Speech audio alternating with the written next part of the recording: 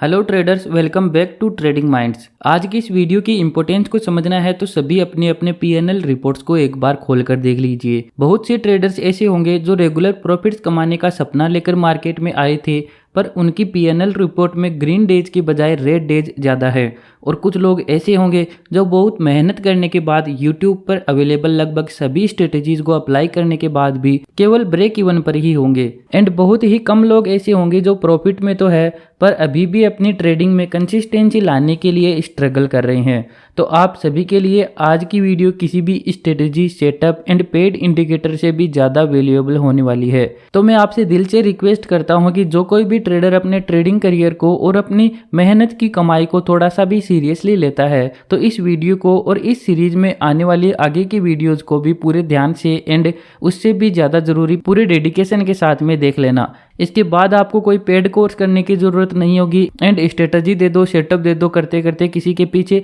भागने की भी ज़रूरत नहीं होगी। और वैसे भी बहुत से प्रॉफिटेबल ट्रेडर्स ने अपनी अपनी स्ट्रेटजी डाल तो रखी है यूट्यूब पर। क्या उन्हें सीखकर बन गए प्रॉफिटेबल, बन गए सक्सेसफुल ट्रेडर? नहीं ना। क्यों बुरा लग रहा है? अभी और भी बुरा लगेगा जब हार्ड हीटिंग सच्चाई पता चलेगी कि आप चाहे यूट्यूब पर अवेलेबल किसी भी यूट्यूबर की स्ट्रेटेजी ट्राई कर लो, कितना ही महंगा पेड इंडिकेटर खरीद लो, आप में से 99.99% ट्रेडर उनको यूज करके एक सक्सेसफुल ट्रेडर बनेंगे भी नहीं। क्योंकि इंडिकेटर तो वो बता देंगे, अपनी स्ट्रेटेजी भी बता देंगे और तो और लाइव ट्रेड्स में उसी को यूज करके पैसा बनाकर भी दिखा देंगे, पर उसके पीछे की साइकोलॉजी वो नहीं बताएंगे। क्योंकि वो बता देंगे तो फिर उनके पेड कोर्सेज, उनके इंडिकेटर्स, उनकी महंगी महंगी वर्कशॉप्स कैसे चलेगी। इसीलिए अब महंगे महंगे कोर्सेज को लेना बंद करो और उन्हीं पैसों से खुद से ट्रेडिंग करके अपनी ट्रेडिंग साइकोलॉजी को इम्प्रूव करो। और इसी स्टेप में एक डायरेक्शन देने का काम करती है ये बुक, जिसका पूरा नॉलेज आपको इस डिटेल्ड वीडियो सीरीज में मिलने वाला है। तो इसे देखो, समझो और अपनी ट्रेडिंग में अप्लाई करके सीखते जाओ। और अगर अभी भी लॉस करके हिम्मत नहीं हारे हो तो जब हिम्मत जवाब दे जाए तब इस वीडियो को सर्च करते करते आना, पर उस वक्त शायद ये वीडियो आपको ना मिले। तो ट्रेडर्स, अभी के लिए जो भी सीरियस ट्रेडर हैं उनके लिए बुक के कंटेंट को समराइज करना स्टार्ट करते हैं। जो लोग इस वीडियो को लाइटली ले रहे हैं वो लोग यहीं से वीडियो छोड़कर जा सकते हैं, क्योंकि इसमें जो आपको नॉलेज मिलने वाला है तो वो ट्रेडिंग साइकोलॉजी के एक्सपर्ट मार्क डगलस के 17 सालों की मेहनत और एक्सपीरियंस है। तो ऐसा करके आप उनका यहाँ पे डिसरेस्पेक्ट कर रहे हैं। तो शुरुआत में 1980 के दशक में जब बुक के राइटर खुद ट्रेडिंग करना स्टार्ट करते हैं तो वे ये नोटिस करते हैं कि पहले तो लोग अपने ट्रेडिंग के लिए फंडामेंटल एनालिसिस का ज़्यादा यूज करते थे, पर फिर ज़्यादा लोग टेक्निकल एनालिसिस का यूज करने लगे। इसका कारण ये था कि जब हम फंडामेंटल एनालिसिस करते हैं तब हम किसी कंपनी के आंकड़ों को एनालिसिस करते हैं, ये अनुमान लगाते हैं कि फ्यूचर में प्राइस कहां तक जाने वाला है। इस एनालिसिस में उनका यह प्रेडिक्शन सही भी हो जाता था, पर इस मूवमेंट के बीच में लोगों के इमोशंस चेंज होते रहते हैं, जिसके कारण प्राइस इतना वोलेटाइल होता है कि फंडामेंटल एनालिसिस के बेसिस पर ट्रेड लेकर इतने वोलेटिलिटी में होल्ड करना ट्रेडर्स के लिए मुश्किल होता था। ये वोलेटिलिटी मार्केट में होती थी लोगों के इमोशंस के कारण, और फंडामेंटल एनालिसिस में लोगों के इमोशंस को तो आंकड़ों के रूप में एनालिसिस नहीं किया जा सकता। ट्रेडर्स की ये समस्या को दूर करता है टेक्निकल एनालिसिस। इसमें क्या होता है कि हम मार्केट के फ्यूचर की बजाय पास्ट परफॉर्मेंस और प्रेजेंट में वह स्टॉक क्या कर रहा है इस पर ज़्यादा फोकस करते हैं, क्योंकि वे सभी लोग जो ट्रेडिंग करते हैं वह कुछ न कुछ इमोशनल फैक्टर्स के बेसिस पे ट्रेडिंग करते हैं। और वे वैसे तो अलग अलग बिहेवियर पैटर्न फॉलो करते हैं, लेकिन किसी मोमेंट पर यदि सभी ट्रेडर्स का बिहेवियर सामूहिक रूप से देखा जाए तो वे एक ही प्रकार के बिहेवियर पैटर्न दर्शाते हैं, जिसको टेक्निकल एनालिसिस की मदद से हम चार्ट पर नोटिस कर सकते हैं। इस तरीके से हम टेक्निकल एनालिसिस की मदद से लोगों के इमोशंस को इन रिपीटेबल बिहेवियर पैटर्न की मदद से आइडेंटिफाई कर सकते हैं। अब ट्रेडर्स को मार्केट में लोगों के इस इमोशनल फैक्टर को कुछ हद तक मेजर करने का सॉल्यूशन तो मिल गया है, पर इसके बेसिस पर जब वे एनालिसिस करते हैं तो मार्केट में उन्हें अनलिमिटेड अपॉर्चुनिटीज भी वे देख पाते हैं। लेकिन वहीं पर वे इनके बेसिस पर ट्रेड्स लेते हैं तो उन्हें कई सारी साइकोलॉजिकल प्रॉब्लम्स का सामना करना पड़ता है, और एनालिसिस एंड रियल ट्रेड्स लेने के बीच में एक बहुत बड़ा गैप ट्रेडर्स को नजर आता है, जिसे ट्रेडर साइकोलॉजिकल गैप का नाम देता है। इसी की वजह से तो हमारे समाज के हाईली इंटेलिजेंट लोग जैसे कि डॉक्टर्स हो गए, इंजीनियर्स हो गए, लॉयर्स, बिजनेसमैन, जिनको हम जनरली हाईली इंटेलिजेंट लोग मानते हैं, वे भी ट्रेडिंग से रेगुलर पैसा नहीं बना पाते हैं और बुरी तरीके से फेल हो जाते हैं, जबकि वे अपने अपने कामों में बहुत सक्सेसफुल होते हैं। इसका अर्थ है कि ये ज़्यादा इंटेलिजेंट होना भी ट्रेडिंग में सक्सेसफुल होने में कुछ ज़्यादा हेल्प नहीं करता है। ज़्यादा इंटेलिजेंट होने से आपको टेक्निकल एनालिसिस में औरों से थोड़ी ज़्यादा हेल्प हो सकती है, पर इस प्रकार का टेक्निकल एनालिसिस आपकी ट्रेडिंग सक्सेस में केवल 10% ही कंट्रीब्यूशन देता है, जबकि 70% साइकोलॉजी मैटर करती है। आप किस तरह से सोचते हैं, किस तरह से ट्रेडिंग में चीज़ों को देखते हैं, ये इंपॉर्टेंट रोल निभाती है और बाकी का 20% रोल आपके रिस्क मैनेजमेंट का होता है। और ट्रेडिंग का ये 10% पार्ट यानी कि टेक्निकल एनालिसिस, कैंडलस्टिक्स को समझना, चार्ट रीड करना, थोड़ा टाइम मार्केट को देने के बाद सब लोग सीख जाते हैं। आप भी जब मार्केट में नए नए आए थे तो आपको चार्ट ट्रेड करना नहीं आता था, इंडिकेटर्स को यूज करना भी नहीं आता था, प्राइस एक्शन नहीं आता था, पर धीरे धीरे आप कुछ खुद से सीख कर, कुछ वीडियोस देखकर, कुछ बुक्स पढ़कर ये सब सीख गए। अब आपको ये सब कुछ आता है, सब रूल्स भी पता है और आप एनालिसिस भी अच्छा कर लेते हैं। मोस्ट ऑफ द टाइम आपका एनालिसिस सही भी होता है। बाकी के 90% पार्ट यानी कि आपकी साइकोलॉजी एंड रिस्क मैनेजमेंट का क्या, वो ना तो आपको कोई सही से सिखाता है और अपनी साइकोलॉजी की वजह से ही हम इसको सीखने के लिए भी राइट डायरेक्शन में कभी मेहनत नहीं करते हैं, क्योंकि हमारी थिंकिंग ही शुरू में गलत डायरेक्शन में होती है। हम मार्केट को प्रिडिक्ट करने के लिए, कब किस साइड में मार्केट जाने वाला है ये जानने के लिए स्ट्रेटजी, सेटअप, इंडिकेटर के पीछे भागते रहते हैं। लेकिन जो बेस्ट ट्रेडर्स होते हैं वो ये बात समझते हैं कि अगर आपकी ट्रेडिंग साइकोलॉजी सही है तो आपको एक प्रॉफिटेबल ट्रेड लेने के लिए मार्केट में ये जानने की ज़रूरत नहीं होती कि मार्केट में आगे क्या होने वाला है, और वे मार्केट को प्रिडिक्ट नहीं कर सकते हैं। तो आखिर हम किस प्रकार से बेस्ट ट्रेडर्स बन सकते हैं, ये सब कुछ हम इस वीडियो सीरीज में जानेंगे, पर आपको हमें सपोर्ट करना पड़ेगा। अपनी ट्रेडिंग साइकोलॉजिकल प्रॉब्लम्स को हमें कमेंट में शेयर कीजिए एंड वीडियो को ज़्यादा से ज़्यादा लोगों तक शेयर कीजिए, ताकि जब वे अपनी प्रॉब्लम्स को बताएंगे उनके माध्यम से आप भी अपनी ट्रेडिंग साइकोलॉजी को बेटर कर पाएंगे। एंड वीडियो से आपको हेल्प हो रही हो तो यह तो आपकी जिम्मेदारी बनती है कि आप वीडियो को लाइक और चैनल को सब्सक्राइब जरूर करें और अपनी ट्रेडिंग साइकोलॉजी को एक पॉजिटिव स्टार्ट दे, क्योंकि इसी बुक में ये बताया गया है कि एक बेस्ट ट्रेडर भी वही बन सकता है जो अपनी पर्सनल एंड सोशल लाइफ में भी एक बेटर पर्सन होता है। तो चलिए आगे बढ़ते हैं।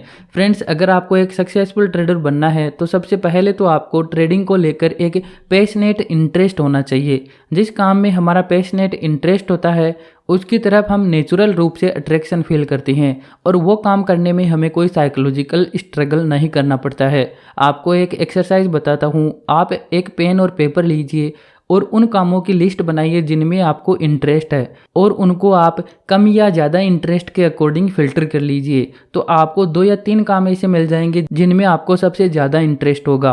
तो आप ये फील करेंगे कि ये काम करने में आपको साइकोलॉजी के स्तर पर स्ट्रगल नहीं करना पड़ता, अपने माइंड से आपको लड़ना नहीं पड़ता वो काम करने के लिए। आपको उन कामों को करने में इंजॉयमेंट एंड हैप्पीनेस फील होती है, जबकि वहीं पर कोई ऐसा व्यक्ति जिनको इन कामों में इंटरेस्ट नहीं होगा उसे ये काम करने में हैप्पीनेस तो छोड़ो गुस्सा हो रहेगा और उसका बिल्कुल भी मन नहीं करेगा उन कामों को करने के लिए। इसीलिए ट्रेडिंग करने और उसमें सक्सेसफुल होने के लिए भी आपको इसमें पैशनेट इंटरेस्ट डेवलप करना होगा। ज़्यादातर लोग जो ट्रेडिंग करने आते हैं उनका पैशनेट इंटरेस्ट ट्रेडिंग प्रोसेस का नहीं, उसके रिजल्ट का होता है, यानी कि मनी का। वो ट्रेडिंग से ये एक्सपेक्ट करके आते हैं कि वो इससे घर बैठकर ही बहुत सारा पैसा बना लेंगे, और जब ये ट्रेडिंग करते हैं तो उनकी एक्सपेक्टेशंस फुलफिल नहीं होती और पैसा कमाने के बजाय वे पैसा लॉस कर देते हैं, जिसमें किसी का भी इंटरेस्ट नहीं होता है और वे anger, frustration and dissatisfaction feel करते हैं। अगर उनका पैशनेट इंटरेस्ट ट्रेडिंग में होता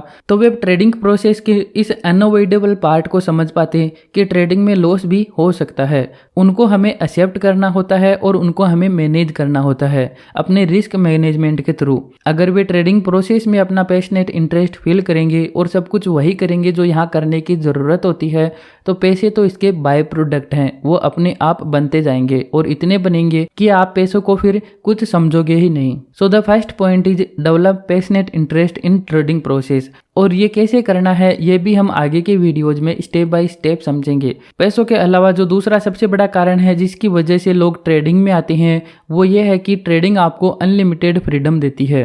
एक ऐसी फ्रीडम जिसकी सब लोगों को चाहत होती है, फिर चाहे वो किसी भी टाइप की फ्रीडम हो। सब तरह की फ्रीडम ट्रेडिंग आपको प्रोवाइड करने की ताकत रखती है। इसके बारे में आप अपने अपने स्तर पर सोच कर देखिए कि कौन कौन सी फ्रीडम की इच्छा से आप ट्रेडिंग में एंटर किए थे। इनमें सबसे बड़ी है फाइनेंशियल फ्रीडम, जिससे आजकल हर कोई जूझ रहा है। अपनी लाइफ को अपने तरह से जीने की फ्रीडम, अपने बॉस खुद होने की फ्रीडम, और ऐसी ही अनलिमिटेड फ्रीडम ट्रेडिंग आपको प्रोवाइड कर सकती है, जिसकी वजह से ज़्यादा लोग इसमें अट्रैक्ट होते हैं। लेकिन इतने फ्रीडम वाले एनवायरनमेंट में आपको इफेक्टिवली और अपने बेस्ट इंटरेस्ट के तौर पर वर्क करने के लिए आपको खुद के लिए कुछ मेंटल स्ट्रक्चर क्रिएट करने की जरूरत होती है, क्योंकि ट्रेडिंग एनवायरनमेंट एक अनलिमिटेड फ्रीडम वाला एनवायरनमेंट होने के साथ ही अनलिमिटेड डैमेज करने का भी पोटेंशियल रखता है। इसीलिए तो हमारा जो सोशल एनवायरनमेंट होता है जिसमें हमें जब से हम जन्म लेते हैं तब से कई सारे रूल्स, रिस्ट्रिक्शन एंड बाउंड्रीज को मानना पड़ता है हमें। वो इसीलिए होता है ताकि हम में से ज़्यादातर लोगों के लिए वह फ़ायदेमंद होता है अनलिमिटेड फ्रीडम की तुलना में। इसीलिए ट्रेडिंग जैसे अनलिमिटेड फ्रीडम वाले एनवायरनमेंट में भी अपने बेस्ट इंटरेस्ट के तौर पर इफेक्टिवली वर्क करने के लिए आपको रूल्स के फॉर्म में एक मेंटल स्ट्रक्चर क्रिएट करना पड़ता है, जिससे आप इस एनवायरनमेंट में अपने बिहेवियर को गाइड कर सकें। इसको थोड़ा सिंपल वे में समझे तो जैसे कोई छोटा बच्चा होता है तो वो जब भी कोई काम करता है तो हम उसे उसके रूल्स या वो बातें जो उसे नहीं करनी चाहिए वो सबसे पहले बताते हैं, क्योंकि उसे खुद से ये बातें नहीं पता होती और वो अपने आप को नुकसान पहुंचा सकता है। जैसे कि कोई बच्चा स्कूल जाते वक्त सड़क पार करता है तो हम उसे सब रूल्स सिखाते हैं कि कैसे सड़क पार करनी है। इवन कुछ सालों तक उसके साथ जाते हैं उसे स्कूल छोड़ने के लिए, या कहीं और जाना हो तब भी हम उसके साथ जाते हैं एंड उसका हाथ पकड़कर सड़क क्रॉस कराते हैं ताकि वो अपने आप को कोई नुकसान ना पहुंचा ले। और ऐसा हम तब तक करते हैं जब तक कि वह सड़क क्रॉस करने के सारे रूल्स नहीं सीख जाता है। एंड इसके सब रूल्स सीखने के बाद भी हम गारंटी के साथ नहीं कह सकते कि उसके साथ कभी भी कोई एक्सीडेंट नहीं होगा, क्योंकि हम ये नहीं जानते कि रोड पर जो गाड़ियां चल रही है उनको चलाने वालों के दिमाग में क्या चल रहा है। कहीं वो ड्रंक होकर तो ड्राइव नहीं कर रहे हैं। जो रूल्स हमें पता है वो उसे भी जानता है या नहीं जानता, या उसे फॉलो करेगा या नहीं करेगा, एक्सेट्रा। कुछ भी रीजंस की वजह से एक्सीडेंट होने के चांसेस रहते ही हैं, पर जब हम सब रूल्स अच्छे से फॉलो करते हैं तो ऐसा होने की प्रोबेबिलिटी जो है वो बहुत कम हो जाती है। इसीलिए हम रूल बनाते हैं एंड उन्हें फॉलो करते हैं। और यही कॉन्सेप्ट ट्रेडिंग पर भी लागू होता है कि अगर आप अपने बिहेवियर को गाइड करने के लिए रूल्स बनाते हैं और एक मेंटल स्ट्रक्चर क्रिएट कर लेते हैं तो नुकसान होने के चांसेस तो रहते हैं, पर उनके होने की संभावना बहुत कम हो जाती है। पर ट्रेडिंग में हम जब तक अपनी कंप्लीट ट्रेडिंग साइकोलॉजी को मास्टर नहीं कर लेते हैं हमें एक्सपेक्टेड रिजल्ट्स नहीं मिलते हैं। हमारी एक्सपेक्टेशंस जो होती है हमारी ज़रूरतों एंड इच्छाओं के माध्यम से हमारे मेंटल एनवायरनमेंट में जन्म लेती है और हम इसे बाहरी वातावरण में पूरा करते हैं। ट्रेडिंग की बात करें तो हम इसे ट्रेडिंग वातावरण में पूरा करते हैं, पर जब ये पूरी नहीं होती तो हमें गुस्सा, असंतुष्टि एंड झुंझलाहट फील करते हैं और ये सब हमारे माइंड में वैक्यूम क्रिएट कर देती है, जिससे हमें इमोशनल पेन फील होता है। जब हमारे माइंड में हमारी नीड्स एंड डिजायर्स जो हमारे मानसिक वातावरण में जन्म लेती है वो बाहरी वातावरण में पूरी होती रहती है, सब बैलेंस में रहता है। और जब ये पूरी नहीं होती तो वैक्यूम के कारण बाहरी एंड आंतरिक वातावरण में इम्बैलेंस क्रिएट हो जाता है और हमें इमोशनल पेन जो है वो फील होता है।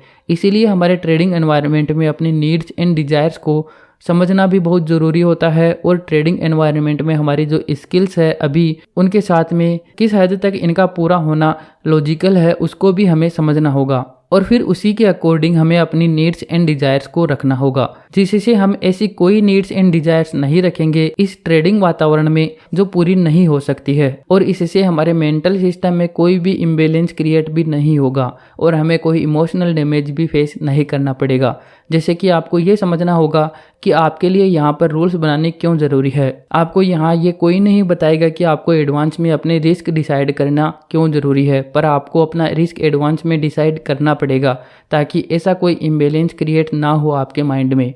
आपको हर एक चीज़ के लिए एक बाउंड्री डिसाइड करनी पड़ेगी, जैसे कि आपके रिस्क की बाउंड्री क्या होगी, आप कितना रिस्क ले सकते हैं, आपके प्रॉफिट की बाउंड्री क्या होगी, यानी कि आप कितना प्रॉफिट किसी पर्टिकुलर ट्रेड से एक्सपेक्ट कर रहे हैं, एंट्री करने के लिए बाउंड्री क्या होगी, क्या रूल्स होंगे, एग्जिट करने के लिए क्या रूल्स होंगे, पोजीशन साइजिंग के लिए आपकी क्या बाउंड्री होगी। इस तरह से हर एक चीज़ के लिए आपको रूल्स एंड बाउंड्री डिसाइड करनी पड़ेगी ताकि आपकी मेंटल एनवायरनमेंट में कोई इम्बैलेंस क्रिएट ना हो, जिससे आपको कोई इमोशनल पेन ना फील करना पड़े। नेक्स्ट वीडियो में हम ये जानेंगे कि इन सब को डिसाइड करने में हमारे सामने क्या क्या समस्याएं आती है, क्यों कोई भी अपने लिए रूल्स डिसाइड नहीं करना चाहता और करता भी है तो उन्हें उतना ही जल्दी तोड़ भी देता है। इनके पीछे की साइकोलॉजिकल प्रॉब्लम्स क्या क्या है और हम ट्रेडिंग का जो स्वभाव होता है कि इसमें रिस्क होता है, उसे किस प्रकार से एक्सेप्ट करना सीख सकते हैं। ट्रेडिंग में हमारे द्वारा लिए गए एक्शंस की जिम्मेदारी हम किस प्रकार से ले सकते हैं और ये करना क्यों ज़रूरी है, इन सबको डिटेल्स में समझेंगे।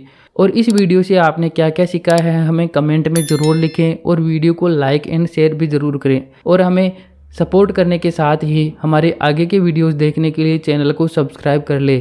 Thank you.